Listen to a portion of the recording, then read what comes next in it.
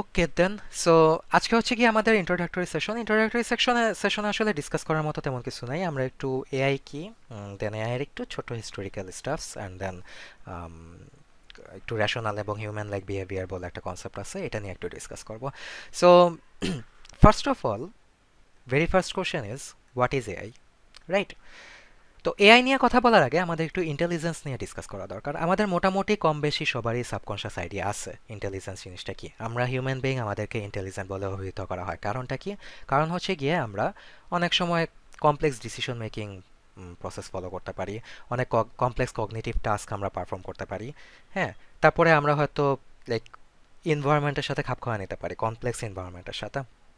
So আমাদের এই যে লাইক ডিসিশন মেকিং স্কিলস, দেন আমাদের যে কমপ্লেক্স কগনিটিভ অ্যাবিলিটি, এগুলোই হচ্ছে গিয়ে ইন্টেলিজেন্টের part.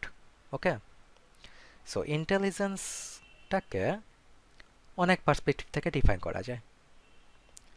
Complex cognitive ability, complex cognitive sense যে বললাম।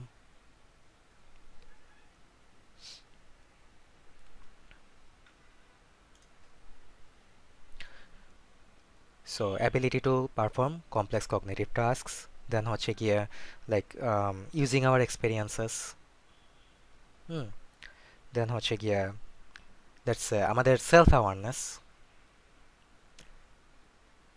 কেউ আমাদেরকে মারতে আসলে আমরা কি করব? আমরা অবশ্যই ডিফেন্ড করা ট্রাই করব, রাইট? সো সেলফ অ্যাওয়ারনেসও ইন্টেলিজেন্সের একটা পার্ট বলতে পারি। Okay, then decision making.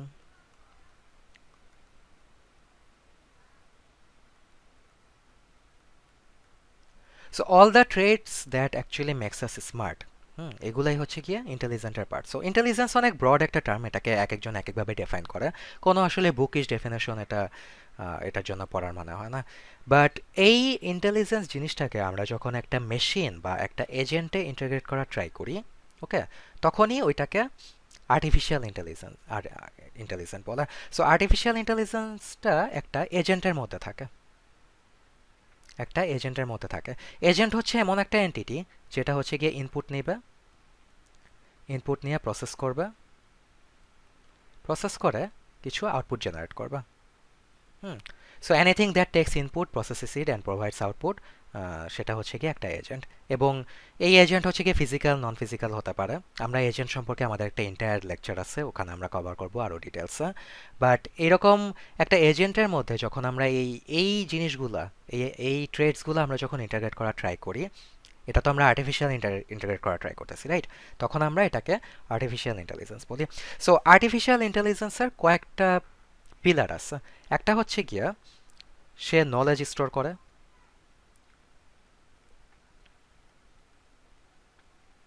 So storing knowledge basically তুমি এক্সপেরিয়েন্স হিসেবে ধরতে পারো। আমরা মানুষকে, আমাদের নিত্য নতুন এক্সপিরিয়েন্স হচ্ছে এবং এই এক্সপিরিয়েন্সগুলো আমরা কাজে লাগাচ্ছি। সো এখন নলেজ স্টোরিং যদি এক্সপিরিয়েন্সটা হয়, আমরা তাহলে এটাকে কাজে লাগাই কেমনে? Reason reason about knowledge.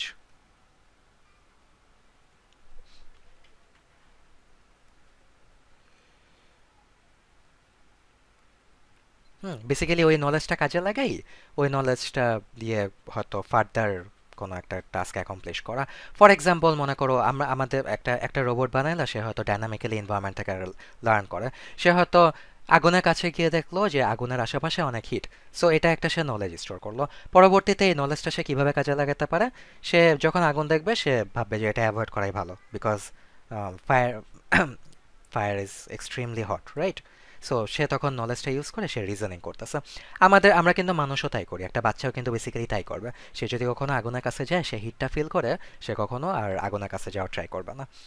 So storing knowledge একটা part, reason with the knowledge, or reasoning with the knowledge, এটাও একটা পার্ট। হুম, দেন হচ্ছে গিয়ে বিহেভ ইন্টেলিজেন্টলি। সো এটা এটা অনেক ব্রড একটা term, I guess. Behave intelligently বলতে any complex decision making procedure or something like that. Okay, so একটা like artificial intelligence integrated agent, সে ইন্টেলিজেন্টলি বিহেভ করবে। এখন ইন্টেলিজেন্ট বিহেভিয়ার অনেক রকম হতে পারে। আমরা যে লাইক গেম খেলি, এটা একটা ইন্টেলিজেন্ট বিহেভিয়ার মেবি। দেন আমরা যে বিভিন্ন ধরনের ম্যাথমেটিক্যাল প্রবলেম সলভ করি, রিসার্চ করি, এগুলো হয়তো ইন্টেলিজেন্ট বিহেভিয়ারের পার্ট। ওকে, সো একটা এআই এজেন্টেরও এসব করার থাকার কথা, অ্যাবিলিটি থাকার কথা। ওকে, দেন হচ্ছে আরেকটা জিনিস হচ্ছে গিয়ে আর্টিফিশিয়াল ইন্টেলিজেন্স বেসড এজেন্টের অ্যাবিলিটি থাকা লাগবে টু ইন্টারেক্ট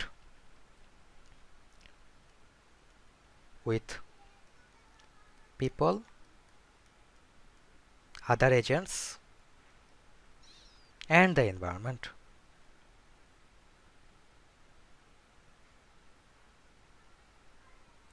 সো এই চারটা পিলারকে তুমি আর্টিফিশিয়াল ইন্টেলিজেন্সের মেইন গোল বলতে পারো।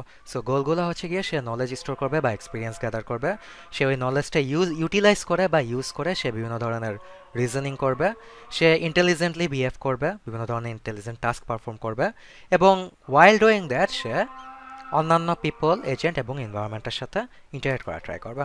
আচ্ছা, এখানে আজান হচ্ছে, আই গেস শোনা যাচ্ছে। আজানটা শেষ হোক, আমি তারপর কন্টিনিউ করতেছি।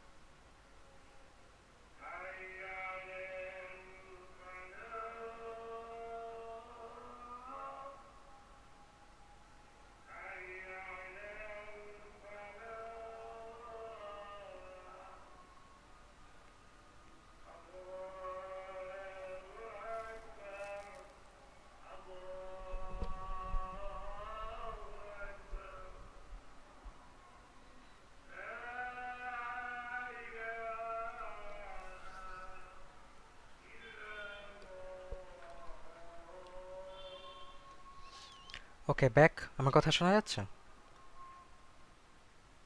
Yes, sure. জি স্যার। ওকে, সো এটা হচ্ছে গিয়ে এআই এর চারটা পিলার।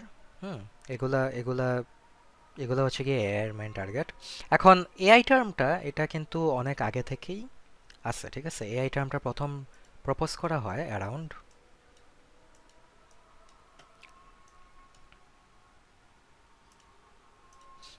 আচ্ছা, অ্যারাউন্ড 1956-এ ইউনিভার্সিটি অফ ডার্টমাউথে এআই টার্মটা ফার্স্ট প্রপোজ করা হয়, ঠিক আছে? বাট যদিও 1956-এ ফার্স্ট প্রপোজ করা হয়, এমন না যে তখনই এআইটা ফার্স্ট ইনভেন্ট হয়েছে। এআই কনসেপ্ট কিন্তু এর আগে থেকেই আসছে। একটা মেশিনের মধ্যে ইন্টেলিজেন্ট দেওয়া, তারপর তাকে গিয়ে হিউম্যান লাইক কাজ করানো, এই টাইপের জিনিসগুলো কিন্তু অনেক আগে থেকেই মানুষ চিন্তা করে আসতেছিল।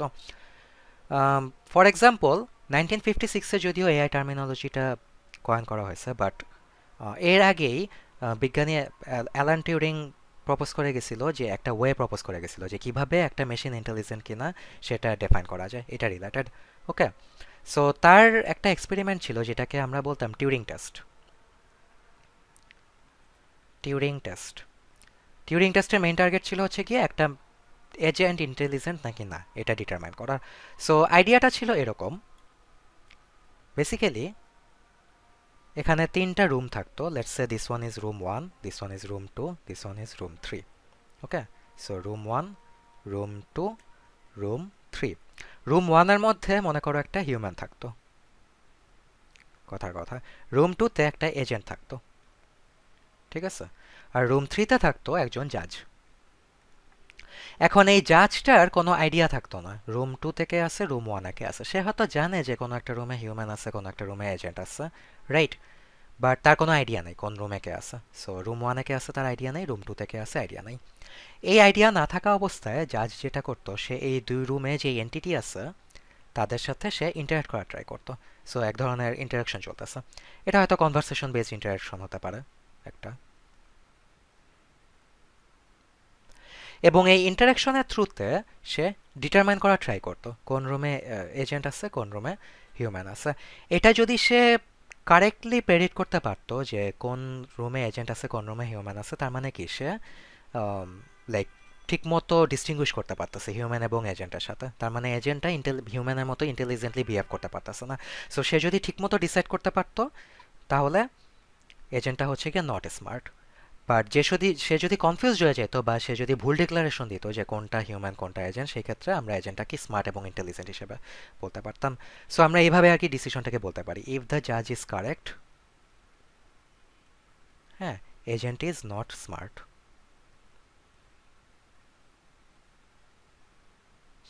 If the judge is wrong or confused, then the agent is smart and intelligent.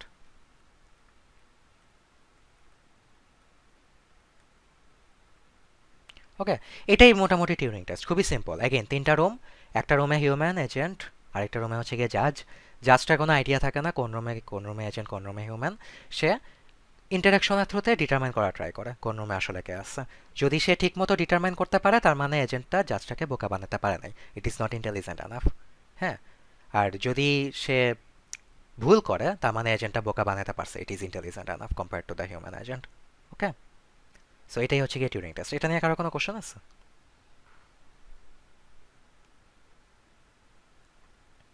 Anyway, so যদিও এই সময় থেকেই আসলে মানুষের এআই এর প্রতি অনেক ফ্যাসিনেশন, বাট তখনও আর কি এআই এর অফিসিয়াল টার্মটা ছিল না। 1956-এ অফিসিয়াল টার্মটা প্রবর্তন করা হয়।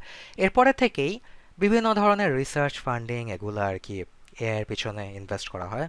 বাট ওই সময় আর কি মানুষের অনেক হাই হোপস ছিল। মানুষ ভাবছিল যে হয়তো কয়েক ডিকেটের মধ্যেই তারা লাইক অ্যাটলিস্ট মানুষের সমতুল্য একটা এআই আর্টিফিশিয়াল ইন্টেলিজেন্স তৈরি করে ফেলতে পারবা। ওকে, এবং ওই যুগটায় মেইন ফোকাস ছিল হচ্ছে গিয়ে বিভিন্ন ধরনের গেম প্লেয়িং, ম্যাথমেটিক্যাল এবং লজিক্যাল প্রবলেম সলভিং এগুলোর উপরে। কারণ কি, আমাদের কিন্তু গেম খেলতে গেলে অনেক স্মার্ট ডিসিশন নেওয়া লাগে, অনেক সময় ওপোনেন্টকে বোকা বানানো লাগতে পারে, তারপরে লাইক অনেক স্মার্ট মুভ নেওয়া লাগতে পারে, অনেক ডিসিশন মেকিং এর ব্যাপার স্যাপার আছে, রাইট? সো এই জন্য গেমটা নিয়ে অনেকে অ্যাট্রাক্টেড ছিল। এবং ম্যাথমেটিক্যাল প্রবলেম সলভ করতে গেলেও সিমিলার সিনারিও, অনেক স্মার্ট ডিসিশন নেওয়া লাগে, অনেক কগনিটিভ স্কিলস লাগে। ওকে, সো মেইন ক্রেজটা ছিল হচ্ছে গিয়ে ম্যাথমেটিক্যাল প্রবলেম সলভিং এবং গেম সলভিং।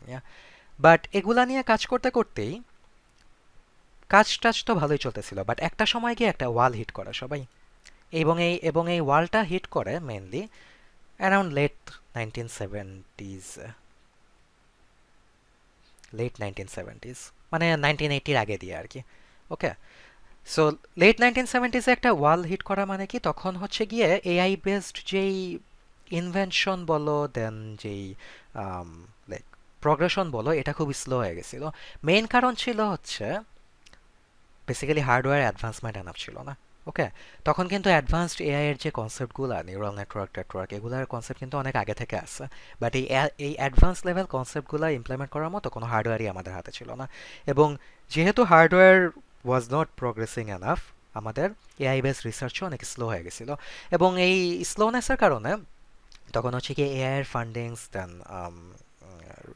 দেন হচ্ছে গিয়ে লাইক ইনভেস্টমেন্ট এগুলো অনেক কমে যায়। এবং ওই পিরিয়ডটাকে আমরা বলি ফার্স্ট এআই উইন্টার।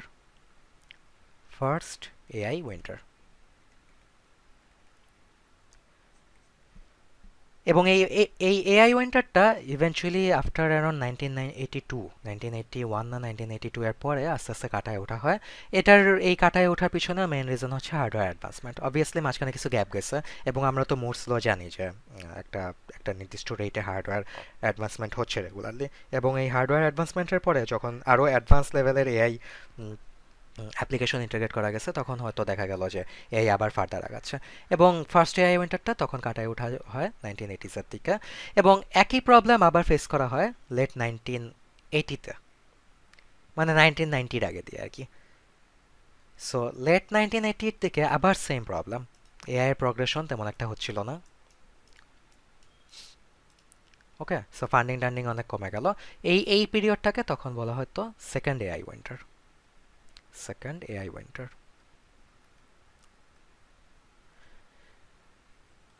এবং অ্যারাউন্ড আই গেস 1995 এর পরে সেকেন্ড এআই উইন্টারটাও কাটায় ওঠা গেছে।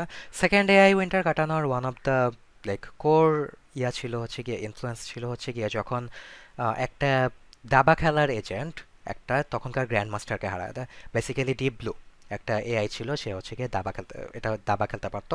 সে হচ্ছে গিয়ে তখনকার লাইক গ্র্যান্ড মাস্টার যে গ্যারি কাসপারভ, তাকে হারাই দিছিল। এবং ওইটা থেকেই বেসিক্যালি হইচই পড়ে যায় যে একটা এআই হচ্ছে গিয়ে একজন গ্র্যান্ড মাস্টারকে হারাই দিছে। সো অ্যাটলিস্ট চেস খেলার পার্সপেক্টিভে তো সে একটা মানুষের থেকে intelligent, right? At least intelligently behave করতেছে। সো চেসের জন্য যদি এরকম ইমপ্লিমেন্ট করা যায়, নিশ্চয়ই অন্যান্য টাস্কের জন্য করা পসিবল, তাই না? সো ওই যে হাইপটা যে ক্রিয়েট হলো, ওই হাইপটা থেকেই আবার ফার্দার ইনভেস্টমেন্ট, তারপরে ফার্দার রিসার্চ, এবং তার সাথে হার্ডওয়্যার অ্যাডভান্সমেন্ট তো আছেই। সো আরও কমপ্লেক্স মডেলস অ্যাপ্লিকেশনস এতে আরও ইন্টাগ্রেট করা গেছে, রাইট? সো এরপর থেকেই there was no looking back. Okay, after মানে 2000 মানুষের এআই রিসার্চ অন্যদিকে মন নিল। 2000 হবে না, 2020। মানুষের রিসার্চ অন্যদিকে মন নিছে। বেসিক্যালি আমি কি বলছিলাম যে ইনিশিয়ালি মানুষের এআই কেস ছিল হচ্ছে কি mostly game problem solving, mathematical problem solving, এগুলা। মানুষ ইমেজ টিমেজ related, image recognition, image categorization, এগুলা নিয়েও অনেক কাজ করার ট্রাই করছে, but it was surprisingly more difficult. আমরা আমরা হিউম্যান বিইং কি, আমরা অন্য একটা মানুষকে দেখলে সরাসরি চিনতে পারি, কোনো একটা অবজেক্ট দেখলে আমরা তাড়াতাড়ি আইডেন্টিফাই করতে পারি।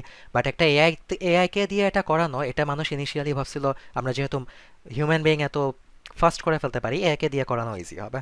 But it was surprisingly more difficult. এবং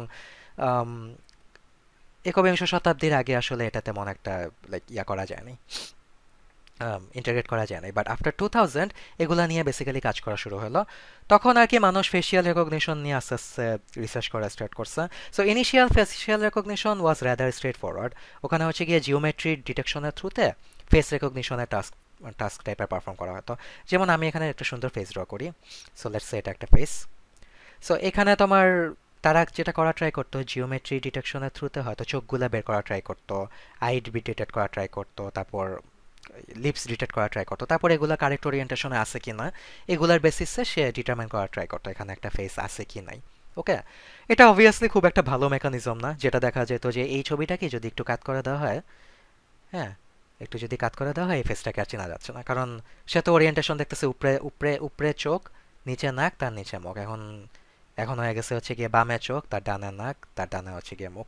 সো খুব উইক একটা প্রসিডিওর ছিল। But anyways it was A start নেভারদালেস। Okay, so তখন থেকেই ইমেজ নিয়ে কাজ করা শুরু হলো।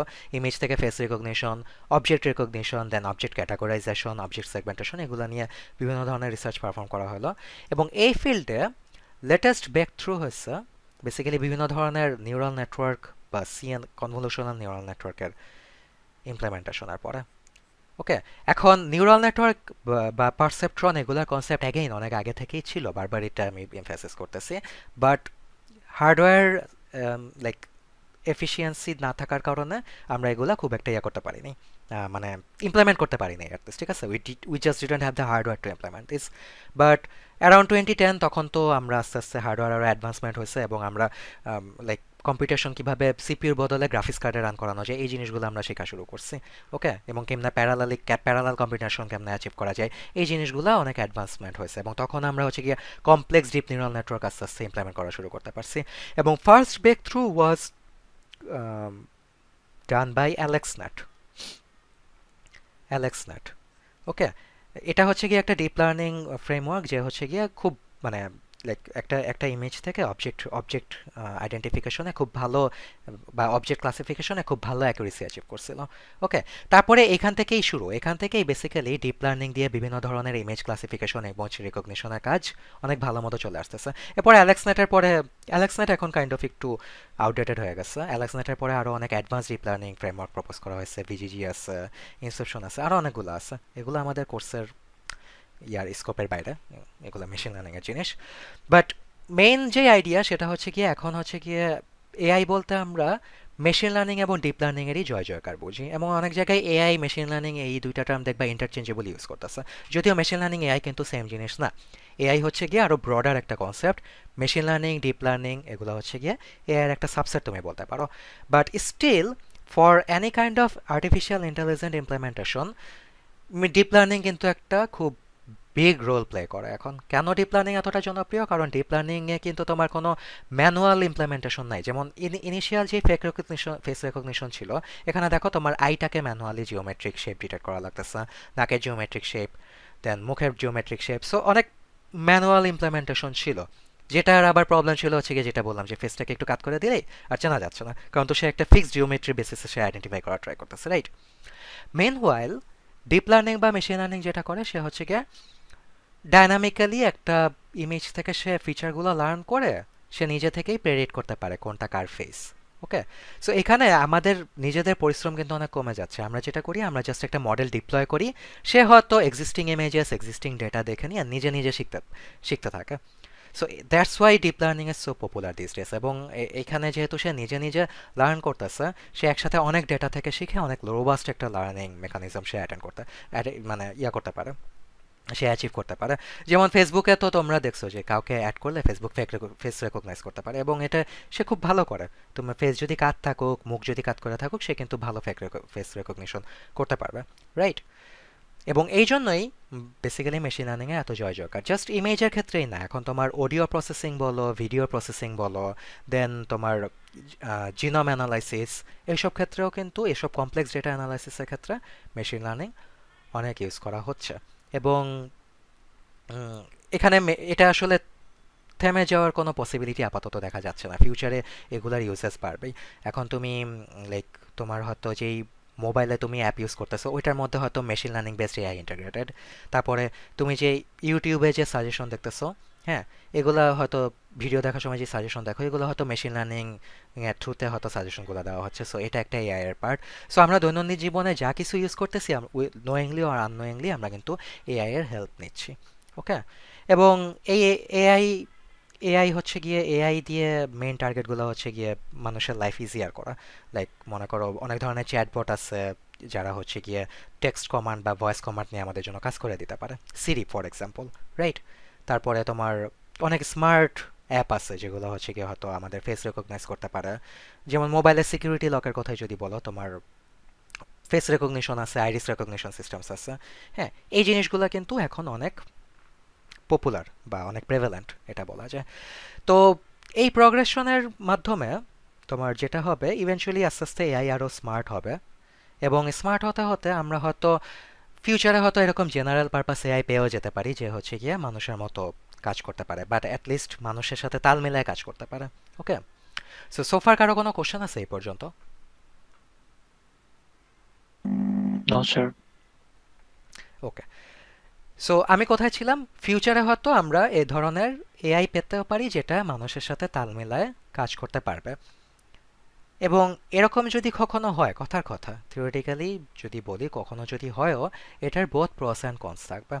প্রস কি? প্রস তো অবভিয়াস, রাইট? যেহেতু মানুষের কাজগুলো সে করে দিতে পারতেছে, আমাদের অনেক কাজ যেগুলো হয়তো আমরা আগে ম্যানুয়ালি করতাম, এগুলো আমরা কোনো একটা এআই এজেন্ট দিয়ে করায় নিতে পারবো।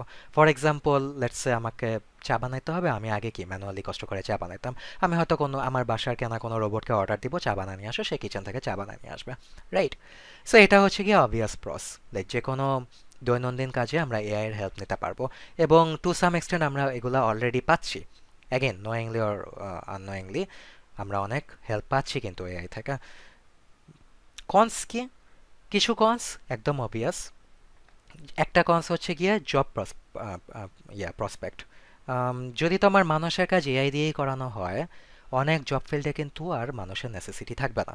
ওকে, সো সেই ক্ষেত্রে অনেক মানুষের জব হারানোর পসিবিলিটি আছে, যেটা কিন্তু আসলে ফিউচার থিং না, এটা এখনই হচ্ছে। অনেক অনেক ইন্ডাস্ট্রিতে, গার্মেন্টসে হয়তো এখন মানুষের বদলে এআই দিয়েই মানুষের কাজগুলো করে নেওয়া হচ্ছে, এবং যখন সেখানে মানুষের নেসেসিটি থাকতেছে না, তখন কিন্তু মানুষ জবগুলো হারাচ্ছে। এই জবগুলো কারা, কাদের হাতে চলে যাচ্ছে? যারা হচ্ছে গিয়ে এই অটোমেশন সফটওয়্যারগুলো মেনটেন করে। ওকে, এখন হ্যাঁ, তোমার জবের ফিল্ড হয়তো চেঞ্জ হচ্ছে, বাট লাইক জব পজিশনগুলো তো রিপ্লেসমেন্ট করা যাচ্ছে না। ফর এক্সাম্পল কথার কথা বলি, মনে করো একটা গার্মেন্টসে 50 জন ওয়ার্কার পোশাক তৈরি করতো। এটা মনে করো একটা এআই মেশিনের থ্রুতে বানানো শুরু করা হলো। 50 জন জব হারাইলো এবং ওই মেশিন মেনটেন করতে হয়তো লাগে 5 জন। সো 50 জন জব হারাচ্ছে মেশিন মেনটেন করার জন্য, মিন হোয়াইল 5 জন জব পাচ্ছে। সো 50 - 5 45-এর কিন্তু পুরোপুরি গন জব জব প্রসপেক্ট। ওকে, সো এই কারণেই বেসিক্যালি মানুষ এখনই অলরেডি এআই এর জন্য জব হারাচ্ছে, এবং ফিউচারে যদি আমাদের আরও জব ফিল্ড যদি এআই এর হাতে চলে যায়, সেক্ষেত্রে কিন্তু আস্তে আস্তে লাইক লাইক প্রবলেমটা আরও সিভিয়ার হবে। ইভেন তোমার মেডিকেল ফিল্ডে এআই ইন্টারগ্রেট করা পসিবল। ওকে, তারপরে ইভেন রিসেন্টলি দেখা যাচ্ছে গিয়ে অনেক অনেক প্রোগ্রামিংও এআই দ্বারা করা হচ্ছে। ফর এক্সাম্পল কয়েকদিন আগে আমি একটা লাইক দেখছিলাম, অ্যাপ দেখছিলাম, তাকে যদি তুমি কোনো পেজ যদি তুমি ফটোশপে ডিজাইন করে দাও, সে অটোমেটিক্যালি ওইটার HTML কোড জেনারেট করে দিতে পারবে। এগুলো কিন্তু বড় জিনিস, এগুলো হয়তো এখনও খুব একটা ডেভেলপড না। ছবি দেখে হয়তো HTML কোড এখনও ওইভাবে ভালো মতো জেনারেট করতে পারে না, but as learning goes on এগুলো তো রেগুলারলি শিখতেছে, এগুলো কিন্তু আরও অ্যাডভান্স হবে। তখন হয়তো দেখা যাবে যে ফ্রন্ট এন্ড ডেভেলপারের অত প্রয়োজন হচ্ছে না। একটা সময় আমরা জাস্ট আমাদের ফটোশপে আমরা জাস্ট বলে দিব যে লেটস লেটস এটা হচ্ছে গিয়ে আমার লগ ইন পেজ, এটা এখানে একটা পাসওয়ার্ড বাটন থাকবে, এখানে হচ্ছে গিয়ে দেখ এখানে এটা এটা মনে করো log in email box, sorry email box, এটা মনে করো পাসওয়ার্ড বক্স এখানে, আর এখানে হচ্ছে গিয়ে মনে করো লগ ইন বাটন। দেন এখানে হয়তো আমার কোম্পানি লোগো, আর এখানে কিছু ইমেজ হাবি যাবি। সো এরকম একটা পেজ আমি ইলাস্ট্রেটরে ডিজাইন করে দেবো, সে আমাকে অটোমেটিক্যালি HTML কোড জেনারেট করে দেবা। So why would I hire front end developer, right? So again এগুলো যে হবেই তা না, but there are possibilities for things like this to happen. So job prospect একটা ইস্যু। সেকেন্ড ইস্যু হচ্ছে যেটা, এআই যদি আসলেই অনেক অ্যাডভান্স হয়, মেইন প্রবলেমটা হবে এআই এর রেশনালিটি।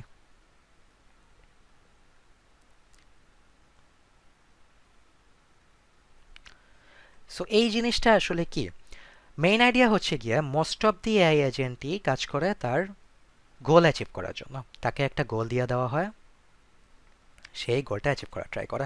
ফর এক্সাম্পল তুমি যদি একটা চা বানানোর এআই তৈরি করো, তার কি হবে, গোল গোল কি হবে, ঠিকমতো তার চা তৈরি করা, রাইট? বা খুব তার যত তাড়াতাড়ি পসিবল চা তৈরি করা। তারপরে তুমি যদি একটা চেস খেলার এআই বানাও, তার গোল কি হবে, চেস জিতা। সো প্রত্যেকটা এআই এরই একটা এরকম গোল থাকে, এবং সে গোলটা অ্যাচিভ করার ট্রাই করবা। ওকে, এখন in many cases in order to get the most out of the agent, আমরা এমনভাবে জিনিসটা ডিজাইন করি যাতে সে in any way possible and in the most efficient way possible সে গোলটা অ্যাচিভ করার ট্রাই করবা। হ্যাঁ, so try to achieve the goal in the most efficient way.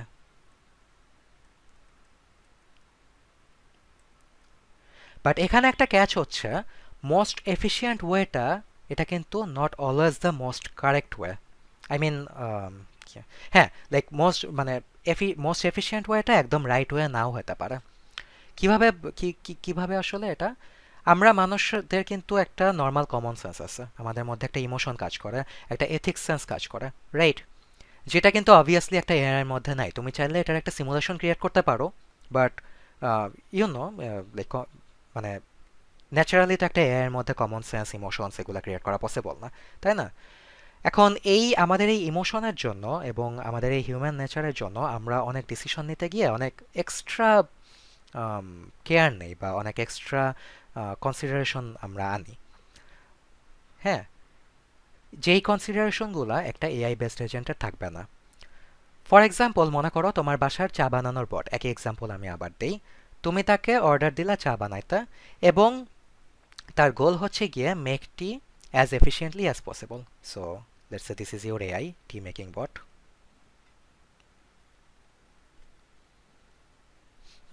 এবং তার গোল হচ্ছে গিয়া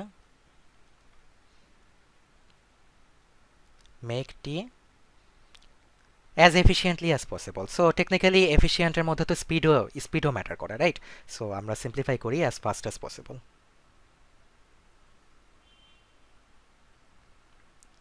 সো তুমি চা বানানোর অর্ডার দিলা, সে রান্নাঘরের দিকে যাওয়া শুরু করলো। এখন যাত্রাপথে তার সামনে হয়তো বাসার কোনো পেট, কুকুর হতে পারে, বিড়াল হতে পারে, এনিথিং সামনে এসে পড়লো। এখন ওইটা সামনে এসে পড়লে কথার কথা তাকে তো ওইখানে থামতে হবে, রাইট? যাতে কুকুরটা সামনে দিয়ে পার হয়ে যায়, অথবা তাকে ঘুরে যেতে হবে। এখন সে তখন কি দেখবে? সে তখন দেখবে যে সে যদি থামে বা ঘুরে যাওয়ার ট্রাই করে, তাহলে কিন্তু তার রান্নাঘরে যেতে ডিলে হচ্ছে, এবং ইন রেজাল্ট তার যে গোল, চা বানানো অ্যাজ ফাস্ট অ্যাজ পসিবল, এই গোলটাতে কিন্তু মানে ডিস্টারবেন্স ক্রিয়েট হচ্ছে। তখন সে কি করবে? তার অবভিয়াস ডিসিশন হবে গিয়ে ওই পেটটার উপর দিয়ে চলে যাওয়া, যাতে সে অ্যাজ ফাস্ট অ্যাজ পসিবল কিচেনে গিয়ে চা বানাতে পারে। This is a problem, right? এটা কেন হচ্ছে? কারণ হচ্ছে গিয়ে এই টি মেকিং বটের কিন্তু ওই কমন ইমোশন সেন্সটা কিন্তু নাই, যে একটা কুকুরের জন্য থামতে হবে বা একটা বিড়ালের জন্য থাকতে হবে। এটা হচ্ছে গিয়ে সিম্পলি তার ইনভায়রনমেন্টের, তার যে আশেপাশে যে কমন ইনভায়রনমেন্ট, এই ইনভায়রনমেন্টের একটা পার্ট। হ্যাঁ, তার সামনে একটা ইটের টুকরা থাকলেও সে ওইটার উপর দিয়ে চলে যেত, তার সামনে একটা কুকুর থাকলেও সে ওইটার উপর দিয়ে চলে যাবে। বাট তার মধ্যে কিন্তু এই ইমোশনটা কাজ করবে না, যে একটা ইটের উপরে দিয়ে চলে যাওয়া আর একটা কুকুরের উপরে দিয়ে চলে যাওয়া কিন্তু সেম না। হ্যাঁ, দিস টাইপস অফ প্রবলেম এটা একটা হিউজ ইস্যু তৈরি করতে পারে, যেহেতু একটা এআই এর মধ্যে কোনো ইমোশন সেন্স ক্রিয়েট কাজ করে না। এখন তুমি চাইলে মানে এই জন্য একটা অ্যাডভান্স এআইতে একটা লাইক রুল সেট আছে, তার মধ্যে সবসময় একটা স্টপ বাটন থাকা লাগবে, এবং এই স্টপ বাটনটা অলওয়েজ রেড কালারের হয়। এখন কথার কথা, তুমি মনে করো স্টপ বাটনটা মানে মনে করো যে তোমার এআই কোনো এরকম আনওয়ান্টেড অ্যাকশন নিতে যাচ্ছে তার গোল অ্যাচিভ করার জন্য, তুমি স্টপ বাটনটা প্রেস করতে গেলা। এখানেও একটা ক্যাচ আছে। তুমি স্টপ বাটনটা প্রেস করতে গেলা, এআইটা দেখলো যে তাকে স্টপ করে দিলে তার কিন্তু গোলটা অ্যাচিভ করা যাচ্ছে না। সো অ্যাগেইন তার ওই সময় অবভিয়াস স্টেপ কি হবে? তোমাকে থামানো, স্টপ বাটনটা ইন অ্যানি ওয়ে পসিবল তোমাকে সে থামানোর চেষ্টা করবে এই স্টপ বাটনটা প্রেস করা থাকে। Okay, so again that's another problem, এখানে একটা ফ্যালাসি কাজ করতেছে। সো এই ধরনের অ্যাডভান্স এআইয়ের ক্ষেত্রে এই জিনিসগুলো খুব কেয়ারফুল থাকা লাগবে। ওকে, তারপর আরেকটা এক্সাম্পল হতে পারে, মনে করো তোমার তুমি তুমি মনে করো লাইক কোনো একটা লাইক কান্ট্রিতে তুমি একটা লাইক ডক্টর বট তৈরি করলা, একটা ডক্টর বট তৈরি করলা। হুম, কান্ট্রিটা লেটস সে কথার কথা পোর, সো তোমার গোল হচ্ছে গিয়া treat patients cheaply or something like this. এর মধ্যে লেটস সে একটা পেশেন্টকে আইসিইউতে নেওয়া হচ্ছে, তার সার্ভাইভাল চান্স খুবই কম, ধরা যায় লাইক হয়তো 2 to 3%। এখন আমরা যদি মানে মানুষের পার্সপেক্টিভ থেকে চিন্তা করি, আমাদের মধ্যে তো লাইক মানুষের জন্য ইম্প্যাথি কাজ করে, রাইট? এবং আমাদের মধ্যে ইমোশনসও আছে। এখন হয়তো সার্ভাইভাল চান্স কারো অনেক লো হইলেও, অবভিয়াসলি এক্সেপশনাল কেস থাকে ওগুলা বাদ, বাট সার্ভাইভাল চান্স অনেক লো হইলেও আমরা জেনারেলি চিন্তা করি যত টাকা খরচ হোক তাকে যতটুকু সম্ভব বাঁচায় রাখা যায়, এই কনসিডারেশনগুলো আমরা রাখি।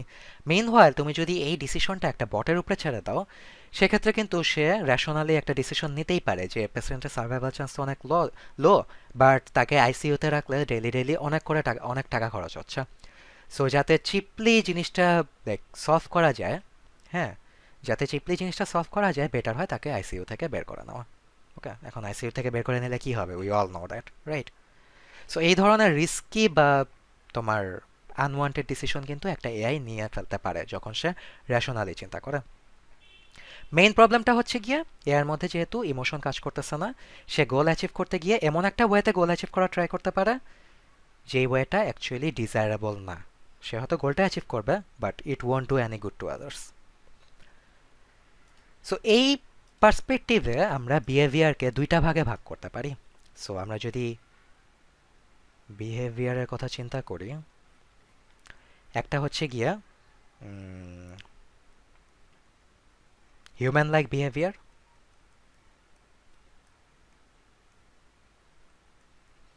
যেটা হচ্ছে গিয়ে আমাদের ন্যাচারাল বিহেভিয়ার। আমরা যে লাইক যে অন্যান্য বিভিন্ন ধরনের কনসিডারেশন করি, আমরা যে ইমোশন দিয়ে চিন্তা করি, এমপ্যাথি, এথিক্স, এই জিনিসগুলো যে কনসিডারেশনে রাখি, এগুলোই হচ্ছে গিয়ে হিউম্যান লাইক বিহেভিয়ার।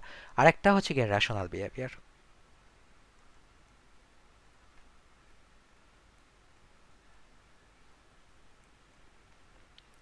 ওকে, সো রেশনাল বিহেভিয়ার নিয়ে তো আমি ডিসকাস করলামই। সো রেশনাল বিহেভিয়ার হচ্ছে কি achieve your goal in any way possible, don't consider other things or don't consider ethics or the correct way or something like that. এখন অনেক agent আছে যেগুলোকে specifically design করা হয় হিউম্যান বিহেভিয়ারকে রেপ্লিকেট করার জন্য। যেমন একটা চ্যাটবটের মেইন আইডিয়া হচ্ছে গিয়ে as humanly as possible discuss করা। সো অনেক কিছুর মধ্যে হিউম্যান লাইক বিহেভিয়ার থাকে, বাট অনেক এজেন্টই থাকে যেটা রেশনাল বিহেভিয়ারে ডিজাইন করা হয়। ফর যেমন মনে করো তোমার একটা chess playing agent, right? So একটা চেস প্লেয়িং এজেন্ট আম, তাকে এখন তার তার মেইন গোল কি হবে? তার মেইন গোল হবে গিয়া হচ্ছে গিয়ে যে একটা চেস গেম জিতা, তাই না? এখন চেস গেম জেতার সময় তার এমপ্যাথি কাজ করতেছে কিনা বা এথিক্স কাজ করতেছে কিনা এই জিনিসগুলো তো আমাদের কনসিডার করার কথা না, তাই না? সো সো সো তখন তো আমাদের রেশনাল এজেন্ট ডিজাইন করলে চলে, তাই না? বাট এই রেশনাল ডিজাইনটা কখন একটা হিসেবে একটা একটা প্রবলেম ক্রিয়েট করতে পারে? মনে করো তোমার চেস বোর্ডটার তোমার আরও কিছু অ্যাবিলিটি আছে, তার মনে করো হাত পা আছে, হ্যাঁ, সে হয়তো লাইক লেটস সে সে তার হয়তো অ্যাটাক করার ক্ষমতা আছে or something like that, okay? এবং জাস্ট একটা এক্সাম্পল দিতেছি out of my head, don't take it seriously. মনে করো তার সামনে একটা চেস গেম আছে, হুম, এই চেস গেমটা ড্র করলেই সে জিতে যায়। এখন ড্র করার জন্য তো তাকে চেস গেমটা খেলা লাগবে, তাই না? এখন তার মনে করো তার কিছু আরও আদার অ্যাবিলিটিস আছে, এবং সে দেখলো যে সে যদি চেসের ফেডারেশনে যদি আগুন লাগায় দেয় তাহলে ওই দিনের ম্যাচটা হয় না এবং চেস গেমটা ড্র হয়ে যাবে। তাহলে কিন্তু এটা কিন্তু তার জন্য মোস্ট এফিশিয়েন্ট ওয়ে, ঠিক আছে? তার কিন্তু চেস গেমটা খেলাও লাগতেছে না, সিম্পলি উইদাউট দ্য গেম সে পরের রাউন্ডে চলে যাচ্ছে। তখন কিন্তু সে খুবই রিস্কি এরকম একটা ডিসিশন নিয়ে নিতে পারে, হ্যাঁ, মানে যদি তাকে ওই রকম মানে ফিজিক্যাল অ্যাবিলিটিটা দেওয়া হয় আর কি, কথার কথা। সো এই কারণে রেশনাল বিহেভিয়ার এটা অনেক জায়গায় হয়তো অ্যাপ্লাই করা হয় two get the best out of an agent. But যদি তোমার কোনো একটা রেশনাল বিহেভিয়ার এজেন্ট অনেক বেশি অ্যাডভান্সড হয়, তার যদি আদার টাইপের ডিসিশন মেকিং বা অ্যাকশন নেওয়ার স্কিলসও থাকে, সেক্ষেত্রে কিন্তু এই রেশনাল বিহেভিয়ার অনেক রিস্কের কারণ হয়ে যেতে পারে, ওকে? এটা মাথায় রাখতে হবে। সো হিউম্যান লাইক বিহেভিয়ারের মধ্যে বেসিক্যালি দুইটা আছে, একটা প্যারাডিম আছে, একটা হচ্ছে গিয়ে থিঙ্ক লাইক হিউম্যান, আর এটাকে আমরা থিঙ্ক ওয়েলও বলি, অ্যান্ড অ্যাক্ট লাইক হিউম্যান। এবং রেশনাল বিহেভিয়ারের মধ্যে দুইটা আছে, একটা হচ্ছে গিয়ে থিঙ্ক রেশনালি,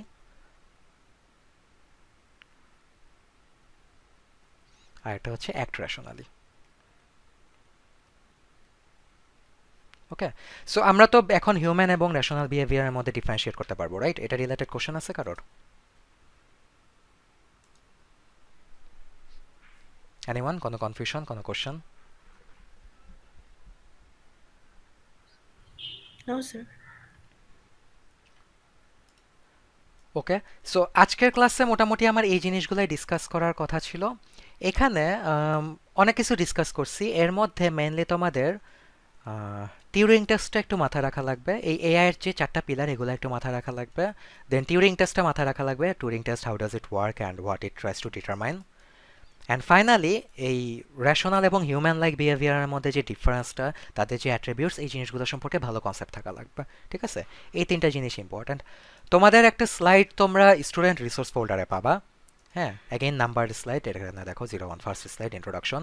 সো এখানে তোমরা বেসিক্যালি এই যে মেইন গোলস অফ এআই এই জিনিসটা স্টাডি করবা। দেন হিস্টোরি আছে, হিস্টোরি থেকে আমরা কোশ্চেন করি না ইন জেনারেল, সো এটা জাস্ট দেখতে পারো, ইম্পর্ট্যান্ট না। দেন হচ্ছে গিয়ে এই যে কিছু চ্যাটবটের ডিটেলস আছে, you don't need to study this, এগুলো দেখো লেফট সাইডে ক্রস করে দেবো, ঠিক আছে? টিউরিং টেস্টটা পড়বা। লোবনার কন্টেস্ট আছে, এটা বেসিক্যালি টিউরিং টেস্টেরই একটা different version with some cash prize, so এটা একটু দেখে নিও। দেন এআই সিস্টেম কী করতে পারে কি না করতে পারে, এগুলো খুব জেনারেল নলেজ, এগুলো দেখে নিও। অ্যান্ড ফাইনালি এই যে এই জিনিসগুলো একটু দেখবা, এআই এর পসিবল অ্যাপ্রোচেস, এবং think well, think humanly, act humanly, then think rationally, এগুলা কি, এগুলা সম্পর্কে একটু আইডিয়া নেবা, ওকে? এটাই হচ্ছে গিয়ে বেসিক্যালি ইন্ট্রোডাকশনের কন্টেন্ট।